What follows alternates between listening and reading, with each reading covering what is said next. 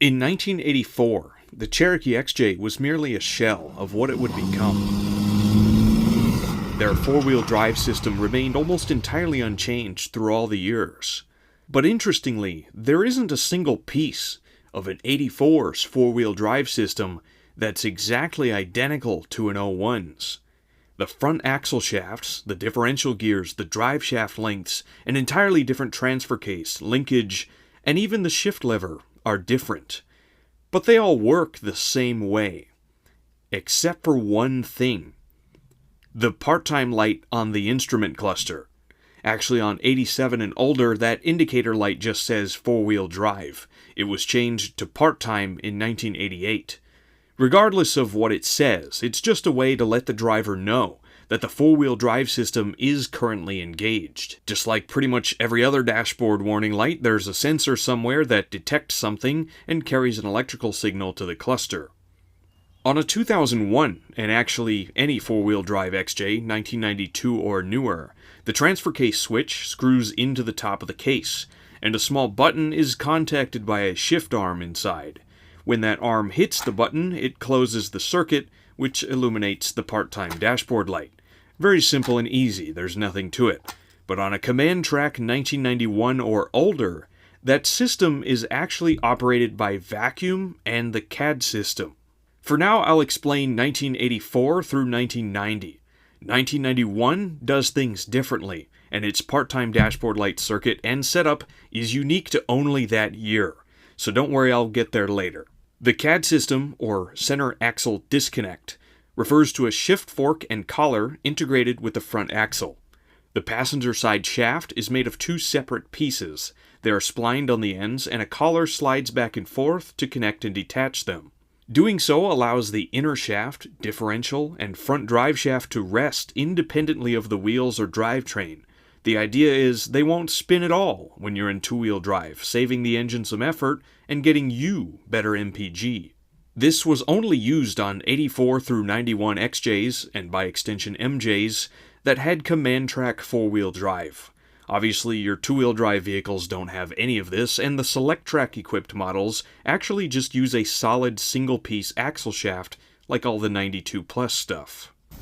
And because it has a 242, it's not going to have a center axle disconnect on the front axle. As you may be aware, the CAD system is operated by vacuum, which means it's notoriously unreliable. With a breach at any point along this convoluted vacuum harness, the CAD system won't engage, which means you don't have four-wheel drive. You can shift into 4-high, the front drive shaft will be engaged via the transfer case, but the inner axle shaft, not connected with the CAD, will just aimlessly spin. Because the Dana 30 has an open differential, it will only spin this disconnected shaft. The driver's side wheel gets nothing. This is why they only use this system with the command track part-time only transfer cases. The front and rear drive shafts are locked together and forced to spin at the same speed in four-wheel drive, whereas with the NP242, the full-time mode's open center differential would only spin this disconnected axle shaft, not even the rear wheels. Because the CAD is operated by vacuum, it takes a second or two to engage, whereas the transfer case linkage is entirely mechanical and engages instantly. That small time gap means, if you were driving forward at any speed and shifted into full time, it would be no different than shifting into neutral.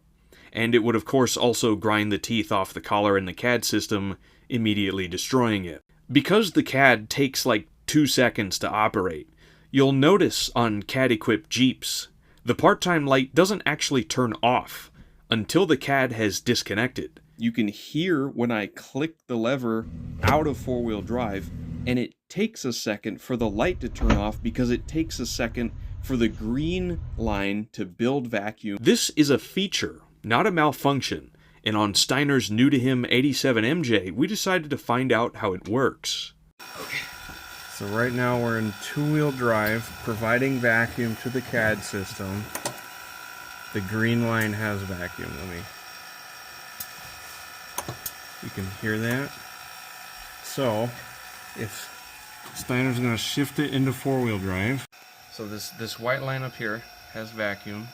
That's a check valve that only allows vacuum to flow up. So Is the part-time light on? No, not yet. Okay, so it might be because I unplugged the CAD system down here.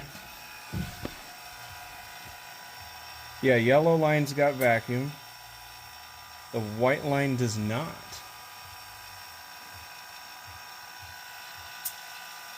So if I plug it into the CAD axle, it just flashed? Yeah, it went off again now. It might need to... Okay, but that's something, because that happened right when I plugged it in. Oh, it's in. It's spinning the drive shaft now. So it locked in. Okay. That is my part-time lights on. Part-time lights on. Okay. So, the part-time light didn't come on until the CAD axle had fully engaged. Yeah. So what I'm thinking is only when it's all the way over does it provide vacuum to the white line, which is what goes to the switch. Yeah, so why is it teed off and what is that check ball doing? That's my question. I don't know why that check ball's there. Like I feel Oh, like... so without the check ball, vacuum could be pulled. So vacuum needs to be pulled both ways through that white line. It needs to be pulled up by the yellow line, which it is in four-wheel drive, but it also needs to be pulled down by the engaged CAD system. So when both sides of that T have vacuum, that's what allows the part-time light to come on. That's got to be how it works. Yeah. Yeah, it needs... Both sides need to have a vacuum, right, I think. I bet it what it is when the transfer case is shifted out of four-wheel drive, that yellow line is open to atmosphere, and any vacuum that is in there is now bled off. That's probably what the blue line is for. Yeah. That little vent? Oh, we should test that. We should put it in two-wheel drive and suck on the blue line. And see if it turns on the part-time light. Oh, which would provide... Well, I don't know. I don't think it would work because the check valve. Right, and the switch would only allow it to work mechanically. Yeah. But that's probably what the blue line does. You're right. Because otherwise, if there's vacuum trapped in that side, it would just keep the switch on, engaged until it... until the vacuum eventually dissipated. You're right. Yeah. That makes so much sense. By providing to the yellow side of this, we could provide vacuum straight to nothing it. to pull it out of four-wheel drive. It's just sitting in four-wheel drive right now. Yeah. If that was in two-wheel drive, it should stay in four-wheel drive because the green line isn't pulling it out. Why, that didn't take too long. It's only 10 o'clock. So the reason the white line splits in two is to verify, firstly, that the yellow line has vacuum, which means you've put the transfer case in four-wheel drive. It's a check. It's a verification check to ensure the driver has put the transfer case in four-wheel drive. If it passes that check, it also needs to pass the check that the CAD axle has been engaged. And only if it passes both of those checks does it turn on the part-time light. If the CAD axle is engaged and the transfer case is not in four-wheel drive, that check valve prevents the part-time light from turning off until the CAD system has disengaged. I got it. I got it figured out. Hi. If none of that made any sense, don't worry. We were literally awake at 2 in the morning trying to figure this out. So I've made a revised version of my diagram to demonstrate how all this works, and we're going to walk through it together, one step at a time. So this is the setup on 1990 and older. As I said earlier, 91's completely changed everything. We'll get there. So when the engine's running, the red line has vacuum constantly. It's also black. The red line spurs off of the black line. So when the engine's running, there's always vacuum supplied to the red line. That's very easy to comprehend. These little gray boxes are just T-pieces. This one goes to the HVAC stuff. This one goes to cruise control, etc. It's not a two-scale diagram. Don't think too hard about it. It also goes to the vacuum reservoir, which is that weird Death Star orb thing that mounts behind the front bumper. Anyway, when you put the transfer case in four-wheel drive, vacuum is supplied to the yellow line. And when I say vacuum is supplied, it's kind of, you can kind of get mixed up thinking about it, because your brain is like, vacuum is the absence of air. So technically we're removing air from this yellow line. Just don't think about it too hard. So vacuum is supplied through the transfer case switch from the red line to the yellow line, which moves the shift fork over into the four-wheel drive position. Easy. However, vacuum is also supplied to the white line. This is where stuff gets really complicated. So in four-wheel drive, vacuum is being supplied not only to the CAD system, but also to this check valve in the white line right here. And vacuum can only be pulled this way, to the right. Vacuum can't be pulled down. Air cannot flow down through this valve. It can only flow to the right, as I have it laid out right here. So vacuum is supplied to the CAD axle, and when the shift fork is in four-wheel drive, vacuum is then routed up this tube. So it's being pulled both ways from this little T-piece, if you think about it. And only when it's pulled both ways does it supply vacuum to the switch, which turns on the dashboard light. So only if the transfer case is in four-wheel drive and the CAD system is also engaged does it turn on the part-time light. If one of those things is not true, the part-time light doesn't turn on, as in you don't have four-wheel drive. This is what makes it an ingenious design, because it's not just an indicator, it's an error light. Like if something somewhere isn't working with the four-wheel drive, this system tells you it's not working by not displaying the light on the instrument cluster, which I think is absolutely genius. When we put it in two-wheel drive, vacuum is lost from the yellow line. We'll get to how that happens later. But vacuum is supplied to the green line, which pulls the shift fork back to the left here. And that's all there is to the green line. That's all there is going on in two-wheel drive. Vacuum is being supplied from the red line, and it goes to the green line. And when you're in two-wheel drive, this constantly has vacuum. And that is to keep the shift fork out of the four-wheel drive position at all times. You don't want that, like, you don't want to hit a bump and have the shift collar get knocked into four-wheel drive, because it'll, over countless miles and years, it'll start to wear down the teeth if it's just jostling around in there. So you always want vacuum supplied to the green line when you're in two-wheel drive, just to hold this in the disengaged position. But by supplying vacuum instead from the yellow line to the green line, we don't just inherently lose the vacuum that the yellow line has. This is a vacuum sealed system. So air is not just going to enter it miraculously. That vacuum has to go somewhere. And this is what I mean, it's trippy to think about. Vacuum doesn't go anywhere. Vacuum is the absence of air. Like air is entering the system, as in vacuum is leaving the system. The vacuum that was held in the yellow and white lines escapes through the blue line. And this is another check valve, but this time it just vents to the open air, to the atmosphere. Right? So summarized, put simply, in four-wheel drive, vacuum is supplied to the yellow and white lines, and only if the CAD engaged does the part-time indicator turn on. And then in two-wheel drive, vacuum is lost from these lines through the blue line and pulled through the green line. And that's all there is to it. It's really easy. This is vastly over-engineered. If there's a breach at any one of these at any point, you don't have four-wheel drive. If the red line loses vacuum, that cuts off the whole system. You're just dead in the water as it sits.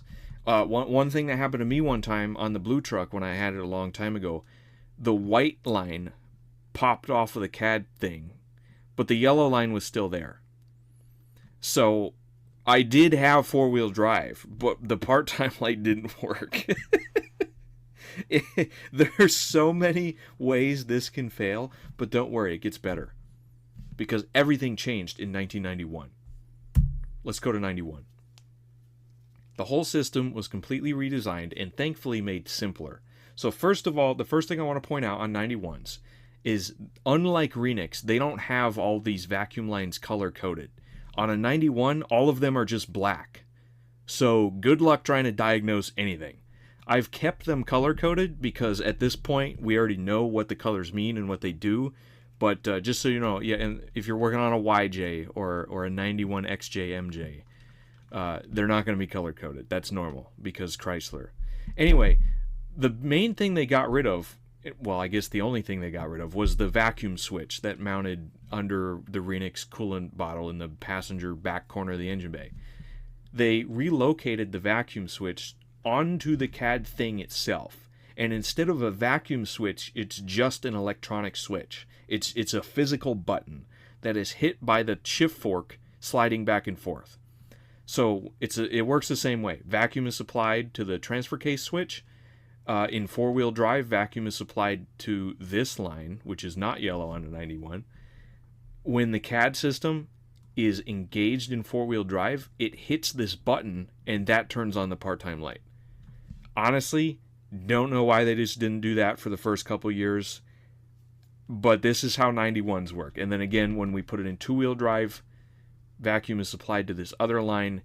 It pulls the shift fork away from the button and stops pressing it, and the light shuts off. Simple as that. Now, if you thought that was simple, just wait until we start talking about 92 plus.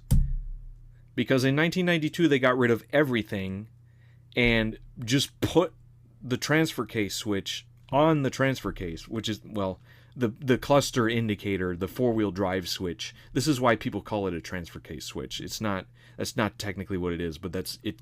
The name kind of got grandfathered in because it's just the button thing that was on the CAD system, but mounted on the transfer case instead. And then obviously we don't have a center axle disconnect on a 92 plus XJ.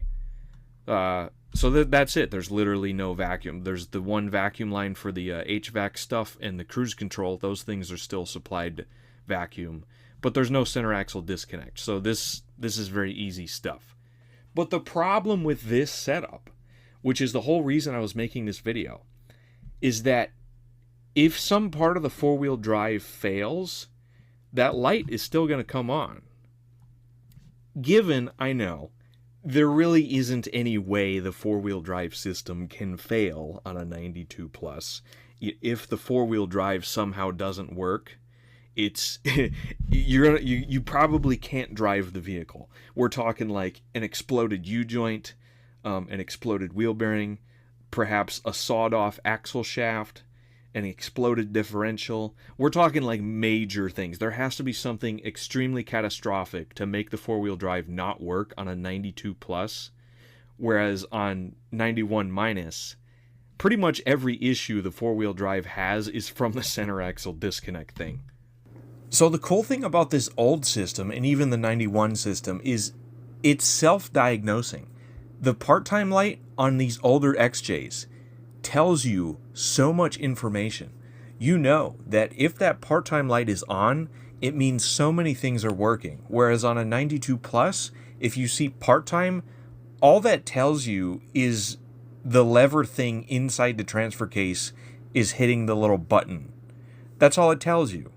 And like I said, there's really nothing that can fail on a 92 plus. I just think it's so cool how such a mundane thing that nobody even thinks about. Nobody thinks about it. Do you think about the part-time light? No. Literally nobody thinks about it. But it tells you so much information. And I think that's awesome. That's the kind of thing we need in cars. This is the kind of thing where I show up to a party and somebody's like, give me a random fact. And I sit down the whole table, and for the next like half hour, we're talking about a single dashboard light. Another thing I totally even forgot to talk about. This Jeep, this is a 1985. This is Jezza's. Pez got the footage for us. Thank you, Pez. When he put it in four-wheel drive with the engine running, the four-wheel drive light didn't turn on, which indicates it doesn't work. So I told him, basically the script of this video, I told him, if you provide vacuum to the switch in the engine bay, literally just suck on it with your mouth. If you provide vacuum to it, it should turn on the light, and that's how he got this clip here. So we know that the bulb in the cluster is not burnt out, that there is actually a problem with the four-wheel drive, and you can still put the transfer case in four-wheel drive, like I was saying earlier.